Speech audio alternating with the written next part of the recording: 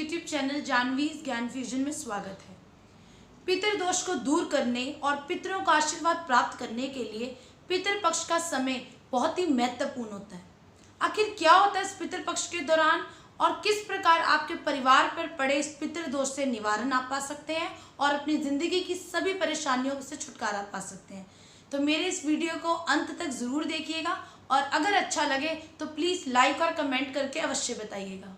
भाद्रपद माह के शुक्ल पक्ष की पूर्णिमा से शुरू होकर अश्विन माह के कृष्ण पक्ष की अमावस्या तक यानी 16 दिन तक पितृपक्ष चलते हैं यानी श्राद्ध चलते हैं। पुरानी कथाओं के अनुसार इन 16 दिनों में इन पितृपक्ष के दौरान पितरों को यमलोक से मुक्त कर दिया जाता है और उन्हें पृथ्वी पर जाने की इजाज़त दी जाती है। ऐसा माना जाता है कि इस दौरान पितरों को अपने परिवार के सदस्यों से मान सम्मान की उम्मीद होती है। जो लोग अपने पितरों का श्राद्ध, तर्पण, अन्न, जल दान नहीं करते हैं उनके पितर धरती से नाराज होकर भूखे प्यासे वापस चले जाते हैं और जिस कारण अपने परिवारजनों पे उनके पितृदोष लग जाता है। और इसी से हमें छुटकारा पाने के लिए हमें पितृपक्ष के दौरान उनकी विधिवत उनकी आत्मा की शांति के लिए तर्पण पूजन करके उनका आशीर्वाद प्राप्त करना चाहिए। माना जाता है कि जिनके पूर्वज प्रसन्न होते हैं उनके जीवन में किसी प्रकार के कष्ट नहीं आते। यहाँ तक कि ब्रह्म वैवर्त पुराण के अंदर भी बताया गया है कि देवताओं को प्रसन्न करने से पहले मनुष्य को अपने पूर्वजों को प्रसन्न करना चाहिए। पितृपक्ष में पिता पक्ष की 3 पीढ़ियां और माता पक्ष की भी 3 पीढ़ियों के पूर्वजों के लिए तर्पण किया जाता है। इन्हें हम पितृ कहते हैं। आखिर ये पितृदोष लगता ही क्यों है? पितृदोष लगने के अनेक से कारण हैं, जैसे कि अपने माता पिता या बड़ों का अपमान करने पर, या आपके परिवार के किसी सदस्य की अकाल मृत्यु होने पर, या माता पिता के देहांत के उपरांत उनका विधिवत क्रियाक्रम या श्राद्ध ना करने पर, या उनके निमित्त वार्षिक श्राद्ध ना करने पर पितृदोष लगता है।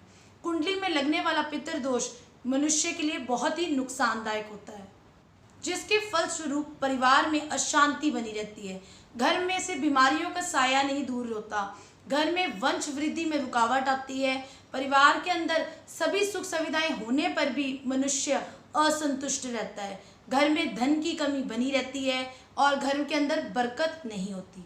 तो इन सभी चीज़ों से, इन सभी परेशानियों से मुक्ति पाने के लिए पितृपक्ष का समय सबसे उत्तम माना गया, क्योंकि आपके पितर पृथ्वी लोक पर ही होते हैं। तो आप जो उनके नाम से उनके लिए विधिवत आप उनका पूजन तर्पण करवाते हैं तो वो उसको ग्रहण करके बदले में आपको खूब सारा आशीर्वाद देकर जाते हैं।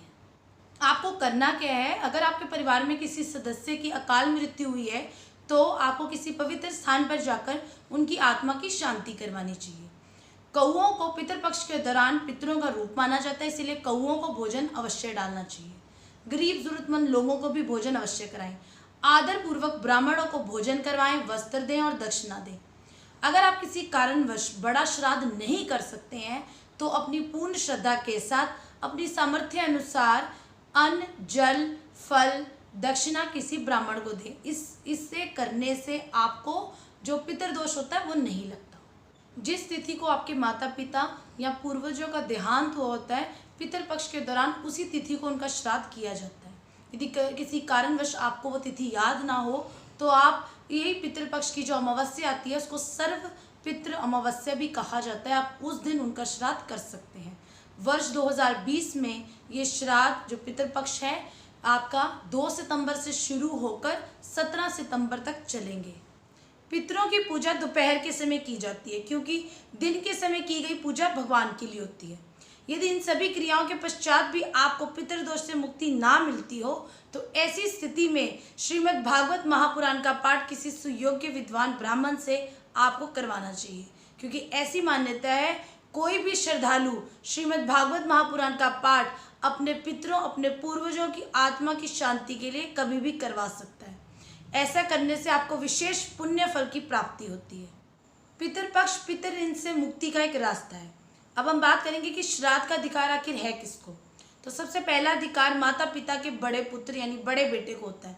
अगर बड़ा बेटा ना हो तो ऐसी स्थिति में छोटा बेटा श्राद्ध कर सकता है। और जो एक परिवार के पुत्र अगर अलग अलग रूप से रहते हैं, अलग अलग घरों में रहते हैं, तो उन सभी पुत्रों को अपने अलग अलग घरों में ही श्राद्ध करना चाहिए। यदि मृतक व्यक्ति की जो पुत्र है या उनका बेटा है, अगर वो भी जीवित नहीं है, उसका भी देहांत हो चुका है, तो ऐसी स्थिति में उनकी जो पत्नी होती है वो या उनके पोते पड़पोते भी श्राद्ध कर सकते हैं। यदि मरने वाले का कोई बेटा ना हो तो ऐसी स्थिति में उनका भाई भी उनका श्राद्ध करवा सकता है। और अगर कोई मरने वाला जो मनुष्य था, व्यक्ति था, उसकी शादी नहीं हुई थी, तो ऐसी स्थिति में उनकी माताजी या उनकी बहन उनका श्राद्ध करवा सकती हैं। बेटे के अलावा पोता पड़पोता अपने दादा दादी या परदादी का भी श्राद्ध करवा सकता है।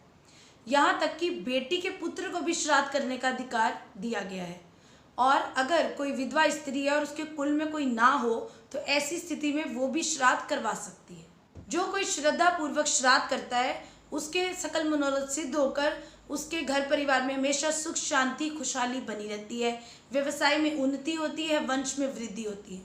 यदि आप भी अपने माता पिता की खूब अच्छे से सेवा करते हैं, उनका आशीर्वाद प्राप्त करते हैं, तो उनके मरने के पश्चात भी आपको उनकी बड़े सेवा भाव के साथ श्रद्धा पूर्वक श्राद्ध भी अवश्य करना चाहिए, ताकि आपके जीवन में इस प्रकार की कोई भी कठिनाई या परेशानी ना आए। यदि आपको ये मेरा वीडियो अच्छा लगे तो प्लीज़ लाइक और कमेंट करके ज़रूर बताइएगा। और अगर आपने मेरे चैनल को आज तक सब्सक्राइब नहीं किया तो नीचे बेल आइकन दबा के सब्सक्राइब कर दीजिए, ताकि इसी प्रकार की मेरी और वीडियो आपके पास हमेशा समय समय पर पहुंचती रहे। हरे कृष्णा, राधे राधे।